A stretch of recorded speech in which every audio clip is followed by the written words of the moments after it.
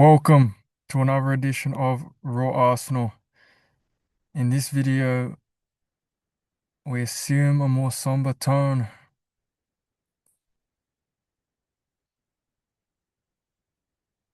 because most Arsenal fans, most reasonable Arsenal fans, have a feeling of what could have been, but wasn't, as Arsenal drew 1-1 in West London against Brentford. Behind me,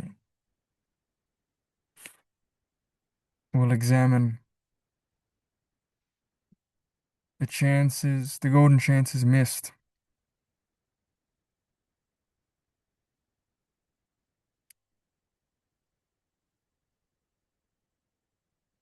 the change of tactics in the different halves, and the change of personnel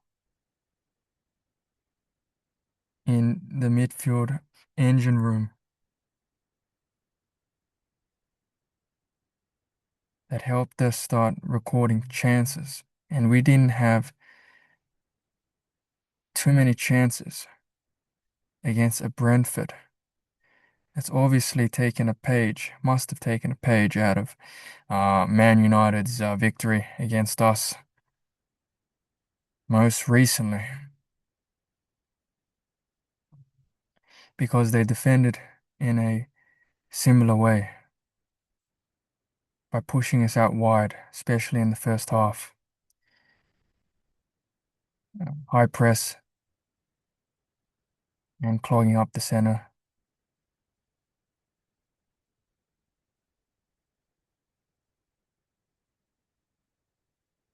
Making it very difficult for us to move the ball into Rice and Zubimendi.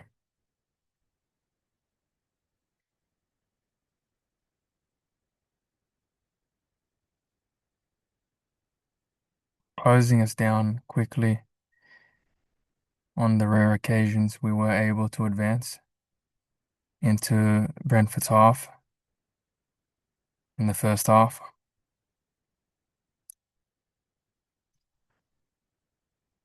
And Eze with barely any touches on the ball and not showing for it.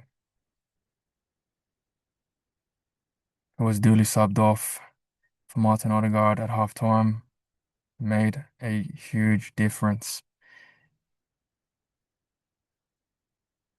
Not only that, but we started to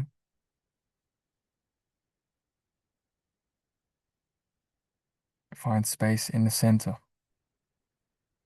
And let's examine why or how with some photos.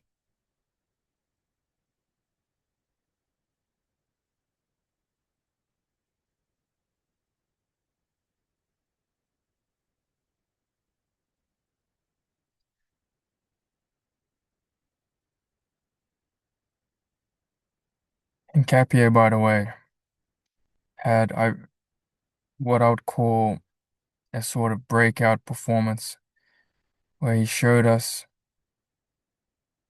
more of what he can offer attacking wise, with a beautiful cross and assist for Madueke, who was um, my pick of probably the best Arsenal player on the pitch today. Not today, but then. So here we can see after 5 minutes, on one of the occasions we're able to advance, we are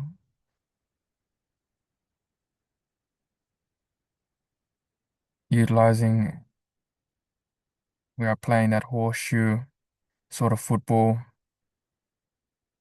And Brentford are very clever. They saw that it wasn't enough to pack the defensive box with five midfielders. uh, you need a presence on the top of the box to prevent shots from distance, aka Zubimendi last week. And so that's what they did. So you got the whole defensive back line in the box congested, with one or two holding midfielders on the semicircle there, top of the big box. And so the combinations on the left-hand side, which was so effective last week in making space right here on the edge of the box for shots, we couldn't do that this time. But I'll show you what we did in the second half to get around that.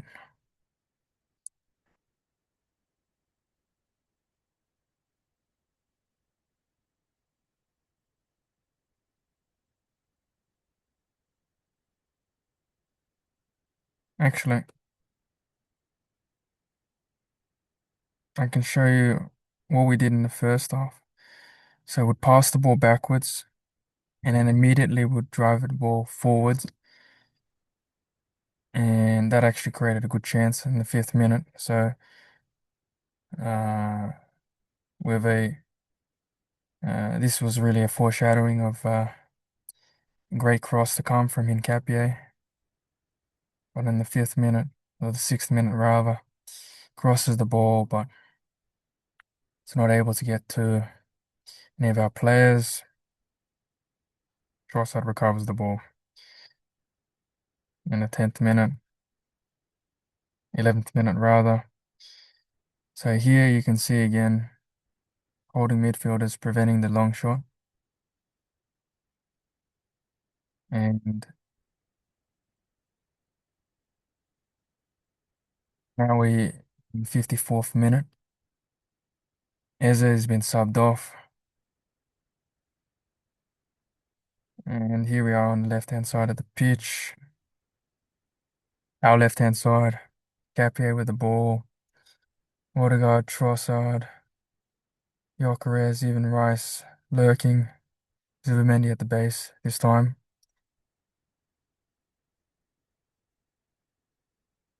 As you can see here, once again, Brentford have congested the defensive box.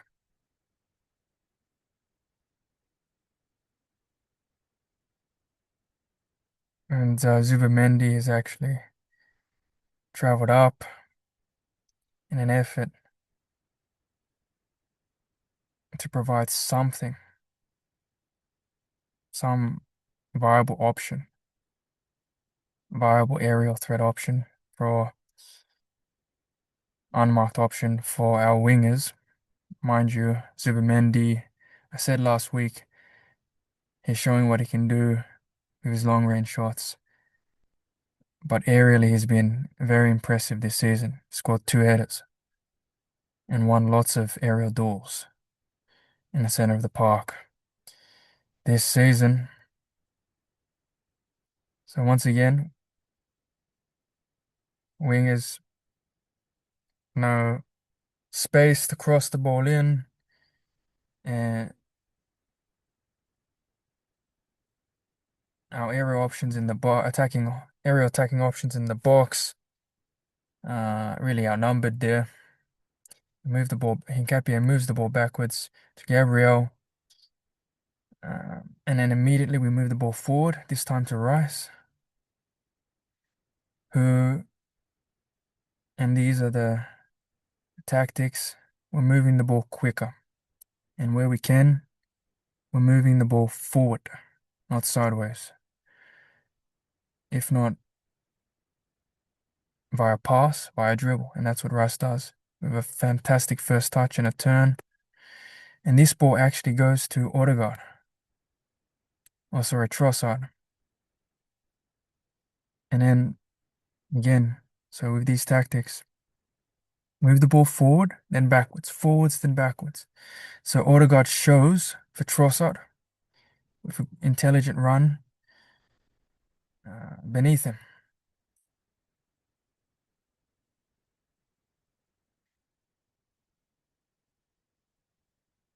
Not this play, my bad. So Odegaard, I think, is expecting the ball. Trossard dribbles past him and goes and launches a shot, which is blocked actually. With better communication there.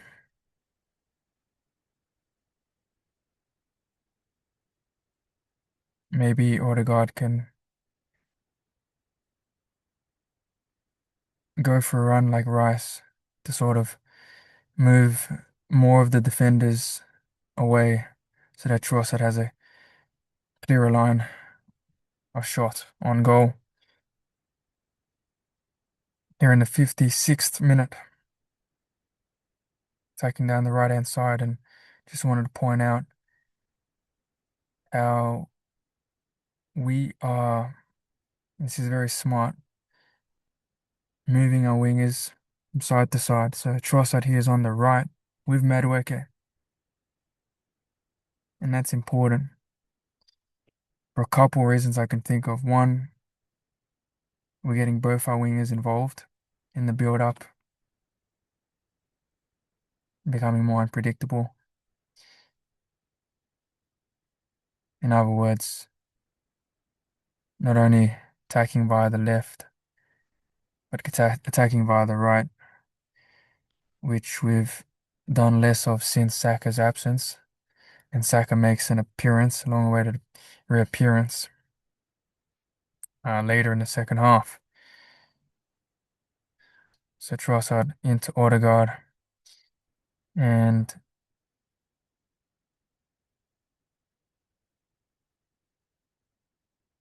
still a congested box there. Well, outnumbered there. We don't get the header there. But what we did at the start of the second half was we were able to hold on to possession, which we weren't able to do in the first half. Why is that? We'll be quicker in possession, is what I would say.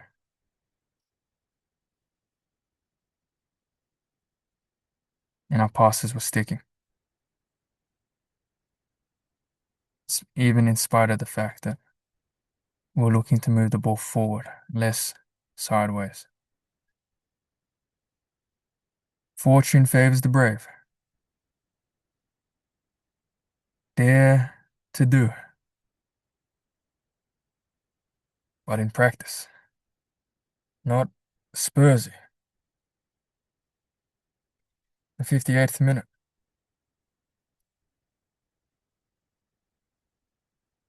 Nketiah has been winning most of his duels and outperforming Timber really in that aspect. Timber had lost maybe 2 or 3 duels, very uncharacteristic of him. So this is a lovely 1-2 between Nketiah and Rice.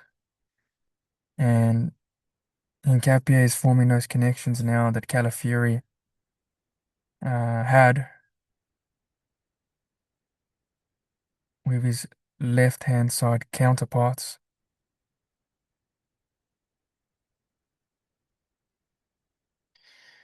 So Rice, after the 1-2, dribbles forward, finds Trossard, Odegaard on the edge of the box there.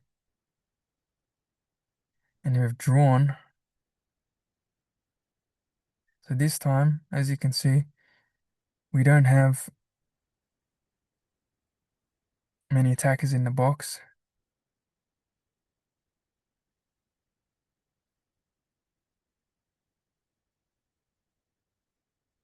And we've managed to pull out their holding midfielders.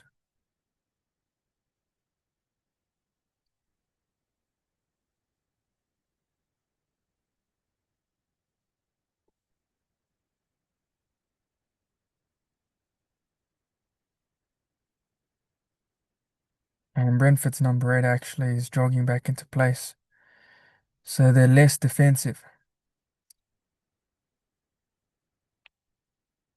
which obviously helps. Trossard lets the ball roll in between his legs to Odegaard, who skies it. Good attempt. And yet another wave. Arsenal, another wave of Arsenal attack.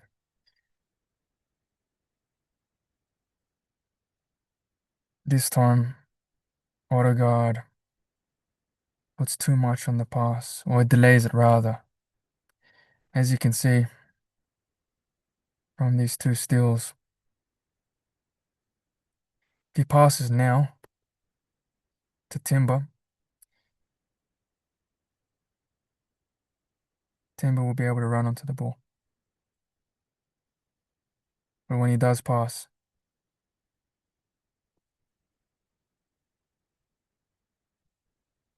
the gap in between Brentford's two holding midfielders is such that Odegaard, or rather between Brentford's uh, leftmost centre back or defender and the midfielder here closest to Timber, is too narrow. So Odegaard has to play a pass that's straighter and less angled to Timber. He's not able to run onto it. In the 60th minute, another Arsenal attack. Arsenal attack after Arsenal attack, wave after wave. Hincapié has the ball. He's doing well in possession, as mentioned. And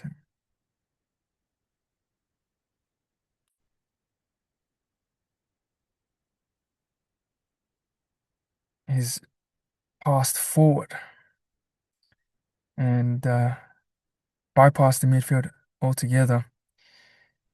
And Gabriel does that as well a couple times in the second half. And so tactics of defenders to midfield to attack is now combined with defenders straight to attackers, but that takes intelligent runs from Gyökeres, our number 9, and I like to see this.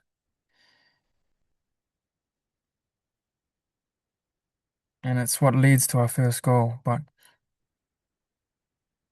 at Sporting Lisbon, Gyökeres done a lot of this where he peels off into the space on the wing. And perhaps the reason why we haven't utilized Gyökeres in this function as much this season is, well, he had less of a pre-season, didn't he? When he sort of went on strike at Sporting Lisbon trying to force the Arsenal transfer. But now Gyökeres is fit and he gets to the ball first and wins us a throw-in. And Tross applies enough pressure to get the ball to fall to Hincapié. And Hincapié plays it first time and shocks Brentford's defense. And as you can see here, it's not like we outnumber them. But Hincapié plays the pass first time. Plays the cross first time. Doesn't take a touch. Just crosses it. Crosses the rolling ball. And Madueke has a vertical leap in his locker. We know now. Because he leaps some distance. This is almost Ronaldo-esque. I'm thinking Ronaldo's um, Ronaldo's goal in one of the Champion League finals, where he heads on the far post. I believe it was against Chelsea, and they go on to win the Champions League. But anyway, back to 2026. So where Arsenal's hoping to finally get their hand on a major trophy. So Madueke with a wonderful, wonderful leap. Heads down, gets over the header. 1-0 to the Arsenal. Can we maintain pressure though?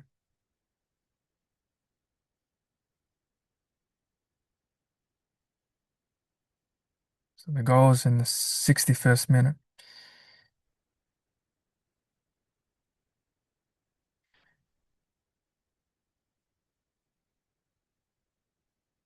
Great thing about Odegaard is he's a very intelligent presser. That's what I wanted to show with his next two steals. See how he's already on his on his toes? He's already on his bike, as one coach used to say, which means he can apply so much more pressure than other players in the forward press. See, he's anticipating Brentford's number 3 passing to the defender here and actually manages to put enough pressure to cause a loose touch, and he dispossesses. Odegaard does. And look at this space. And he's made quick glance already. He knows Rice and Gyökeres, even Trossard is there, and he decides to pass it into Rice. And it's got a bit on that pass, just enough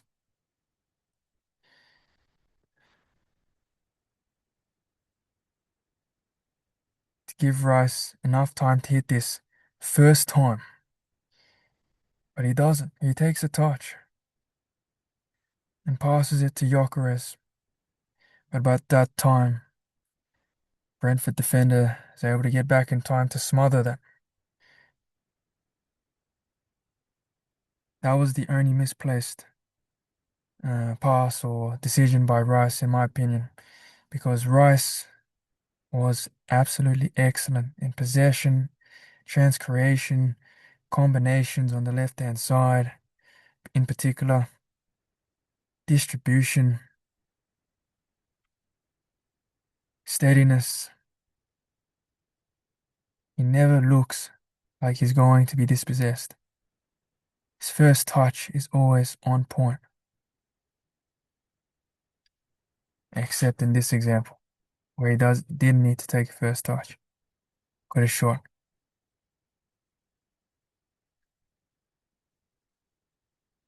Fast track to the 71st minute. Saka has come on for Madueke. Interesting substitution.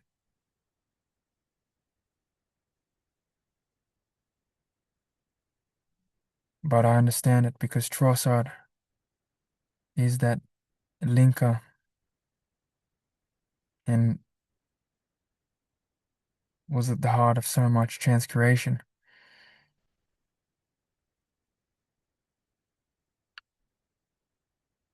And perhaps Arteta didn't want to ruin that dynamic building. But we can see the throw in.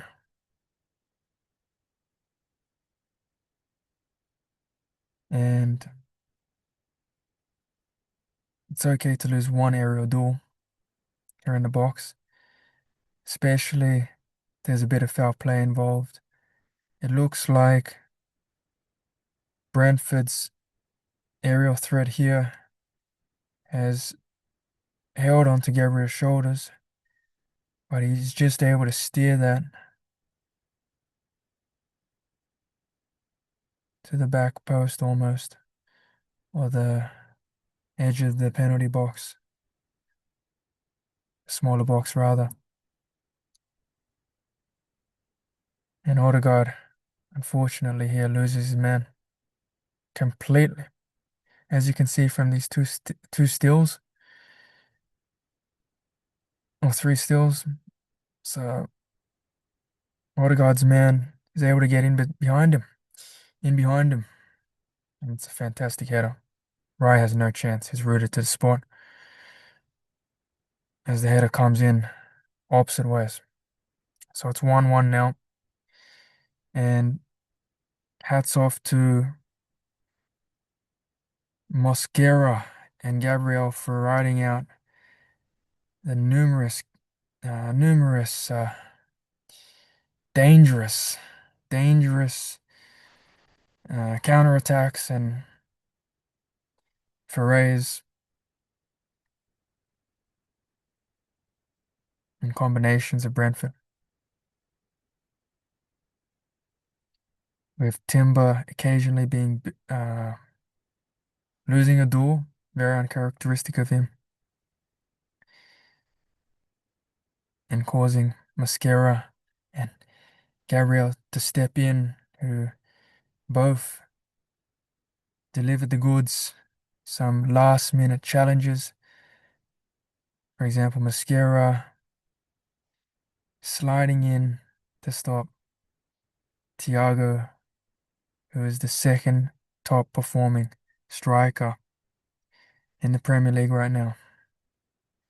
On a couple occasions, Gabriel as well, some crucial blocks against the Brentford Trident. And we know they're very good at breaking, even without Mbumo and Norgaard often started those counterattacks, and Mbumo who finished them. But here we have a counterattack of our own, and it's taken us 93rd till the 93rd minute to come up with our next great chance there as we ride the game, as we had to ride the pressure. But Rice again from the throw-in brings the ball forward. We can't see that in the still.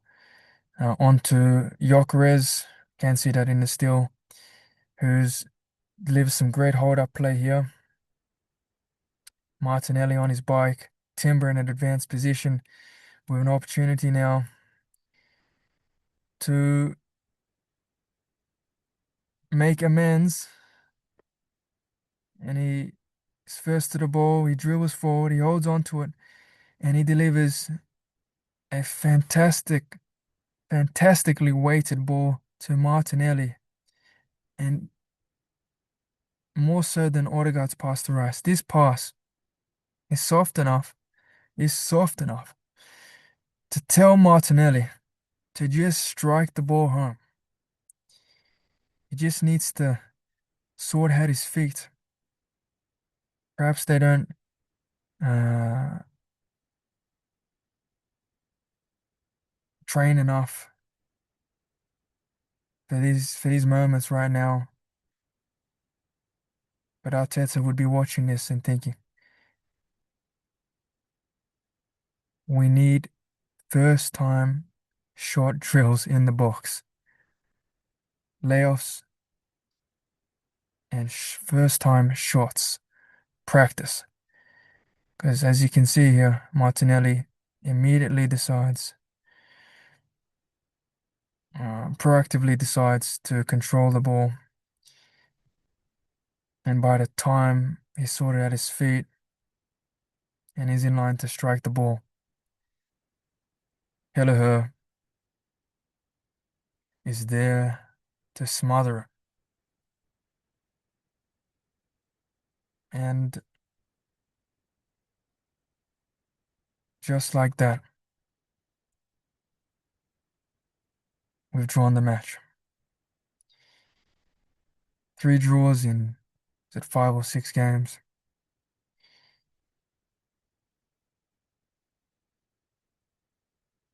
Disappointing because we had the chances to win it. We're thinking Rice and Martinelli, at least. Even Odegaard from distance. Hats off to Arsenal's defense, in particular, some standouts, Hincapié and Gabriel, who had a couple, maybe 1 or 2 rocky moments.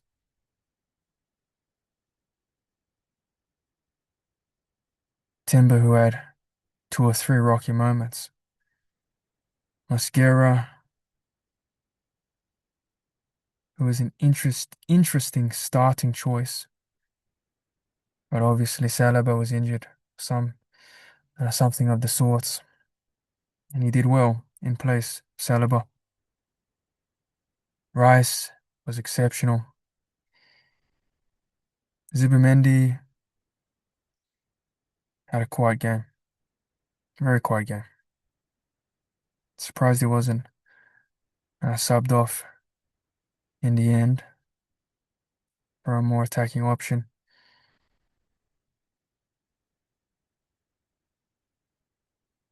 Saka did make a difference.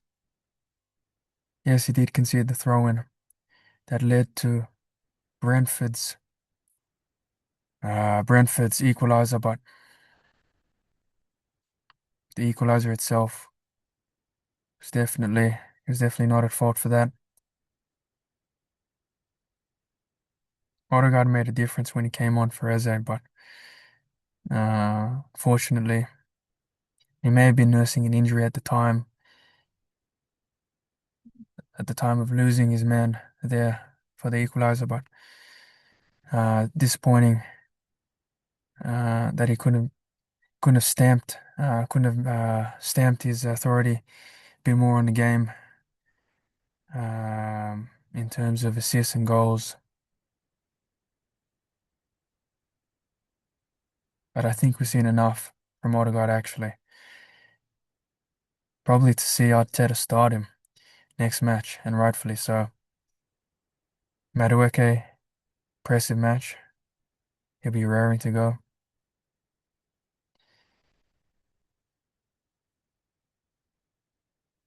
He'll be raring to go in our next match, in our next Premier League match. And he's done enough to start, in my opinion. But back to Saka. Saka helping create chances with good hold up play there for Gyökeres. Was able to get it to Timber, got it to Martinelli. In this still, he's not able to convert that chance, and he normally does. He normally converts those chances. 9 times out of 10 this season, either in the Champions League or the Premier League, Martinelli scores this. That's unfortunate. We need to keep our heads up